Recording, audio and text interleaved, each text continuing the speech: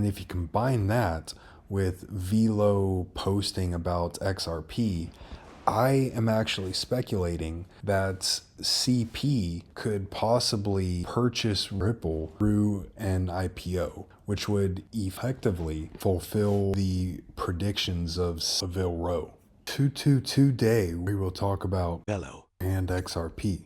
We will also connect it into XLM and include some talk about SHX because it has a very comparable origin story because they all come out of the PayPal Mafia. Velo has recently been posting about Ripple and XRP, and until now, they have not exactly talked about that. They have only referred to their goal of becoming the Ripple of Asia, which was always a little conspicuous.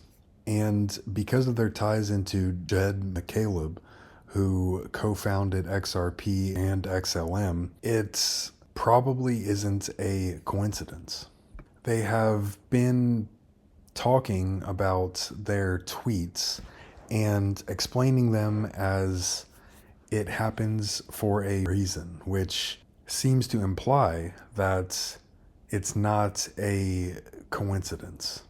And here is another example of that, and it explains how they are not just talking about XRP to pick up engagement. And on top of that, it is interesting because Harvey has posted about a couple of my speculative videos on Velo in the official Telegram group in the past. One of those was speculating on how Velo has a lot of ties into BRICS countries and Project Enbridge. And the other one was about how Velo, Orbit, and Binance appear to be extremely connected. And if we go into the tweets from Velo, who I have referred to multiple times, because of how their tweets seem to make a lot of sense, even though Velo itself was and is at a relatively early stage. And in the tweet here, it refers to how regulated DLT protocols will all be able to interoperate. And it specifically calls out XRP and its impact on institutions, and XLM because of its impact on payment infrastructure. And it just happens at a really conspicuous time because Ripple and XRP just had a ton of public exposure resulting from the piece on 60 Minutes. And it kind of appears as if Velo might have been tweeting about this because they are aware of the circumstances that Ripple and XRP are facing.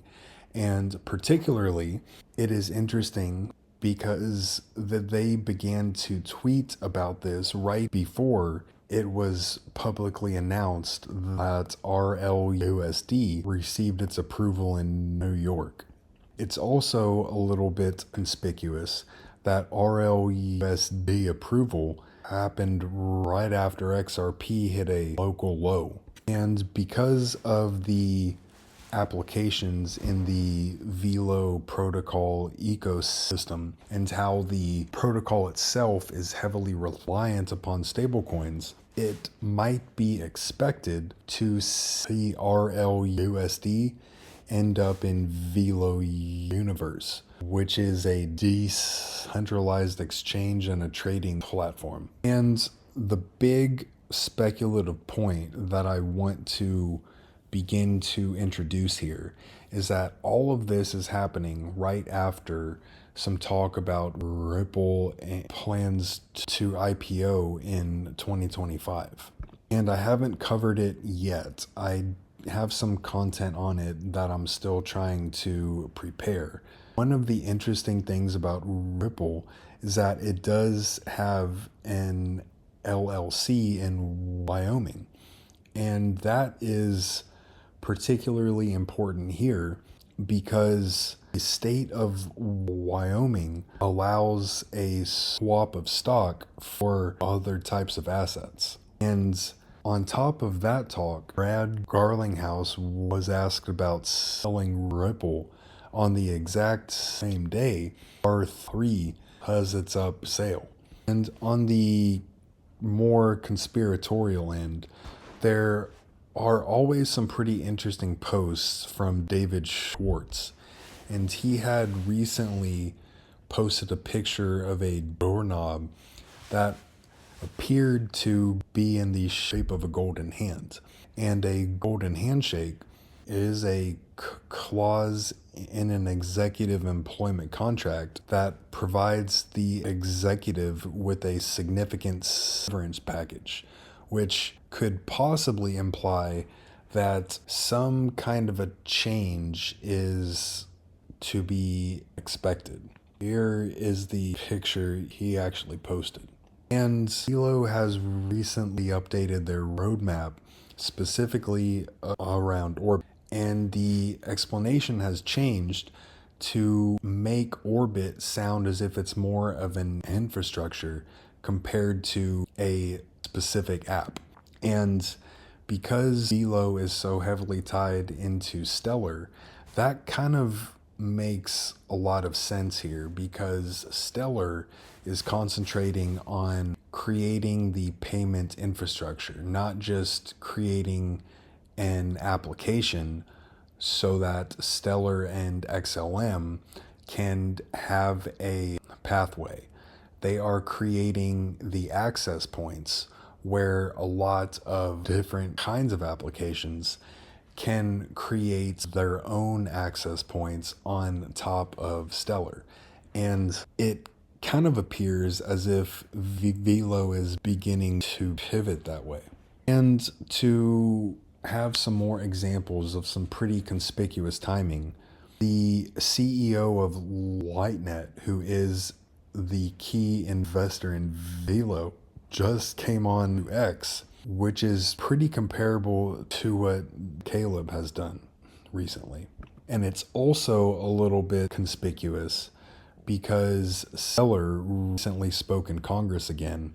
David Sachs has been picked up in the US government as the crypto czar, who comes right out of the PayPal Mafia and has extremely deep connections into XRP, XLM, and SHX. And to continue on that, he came on to X one day after the House Gold project started, as can be seen here, which is extremely connected into Velo, as I've explained in the past, because of their digital gold project in Laos. And on that topic, there are a lot of ties in between Velo and Stellar and the tokenization of gold. So Idris Elba has been working with the World Gold Council, and he is closely associated with the World Economic Forum and Stellar. And if we are talking about the tokenization of gold, Kinesis and Velo are closely connected into Stellar and the tokenization of gold too. The CEO of Lightnet has not only been coming to tweet, he has been posting about his connections. And one of the really interesting ones is that he was with the CEO of NVIDIA in Thailand. And it's not really a topic that I've talked about before, but Velo briefly talks a little about their involvement in AI. So I would expect some developments to come there too. And a lot of things have seemingly just been falling into place. And I don't really believe in coincidences, especially when it comes to power and control and the geopolitical aspect of things. One of the other really coincidental connections is that the new SEC chairman has connections into Securitize, who is closely associated with Ripple and XRP. And if you recall, Velo and Securitize are working together to incorporate BlackRock's tokenized short-term treasury funds into USDV. Here I want to get into the interconnected history of Velo and Stellar. And I'll also connect an extremely comparable timeline of Stellar and Stronghold. So comes out of Interstellar, which comes out of Stellar. And if you go to Jed McCaleb's Wikipedia page, in 2017, he created Lightyear.io, a commercial endeavor on top of Stellar. And before it was acquired, Lightyear facilitated Stellar becoming a global payment and currency exchange, which was initially directed at the developing world.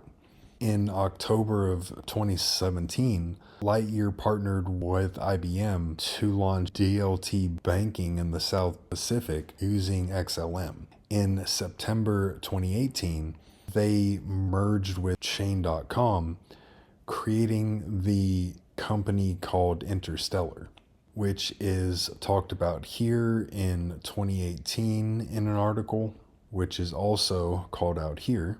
And then we begin to get into how Lightnet and Velo are tied in.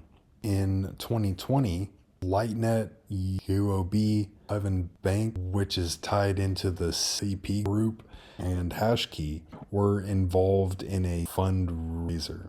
And it talks about how the platform that they were investing in is Velo. And it explains how it is connected into Stellar. So in this article in 2021, it talks about how Interstellar and Velo combined. And it calls out Mike Kennedy, who is also called out as a key part of the PayPal Mafia with ties into Stellar and Interstellar.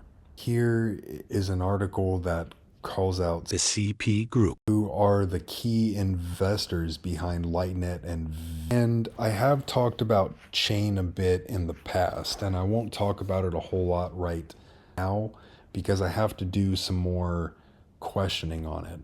However, it appears as if Chain itself is creating a stablecoin centric product comparable to what Velo is concentrating on right now, which is VUSD. And I make that specific comparison because when you look at who is involved with Velo, and especially Jet, and you look at XRP, and you look at the PayPal Mafia and who was involved and who is connected into these different DLT companies, and if you combine that with Velo posting about XRP, I am actually speculating that CP could possibly purchase Ripple through an IPO, which would effectively fulfill the predictions of Velo. And I don't really think that's too far-fetched, because if you look at the story of Stronghold, it doesn't really seem too conspicuous at the start. The CTO and the CEO are each connected into Stellar and Ripple. And Ripple is a key investor in Stronghold, and Stronghold primarily relies on the Stellar consensus protocol. With that, if you look at the corporation itself, it was created on paper in 2016. And Stronghold as an investment firm was created in 2017 with the legal name of Action Factory Inc. And if you look at Tammy, she is still called out as the founder and CEO with Action Factory. And if we look at them, they have a DBA in California as Stronghold Technologies, which was created in July of 2013 in Tammy Camp's name. And Action Factory is called out as an officer in Stronghold Institutional Services and in Stronghold Technologies. And if we look at the Wikipedia page of Jed, he didn't officially launch Stellar until 2014. So this right here is clear proof that Stronghold was created as an entity, an idea, and as a plan before Stellar actually launched. So, with all the extremely conspicuous timings of things, why can't Velo end up as another plan?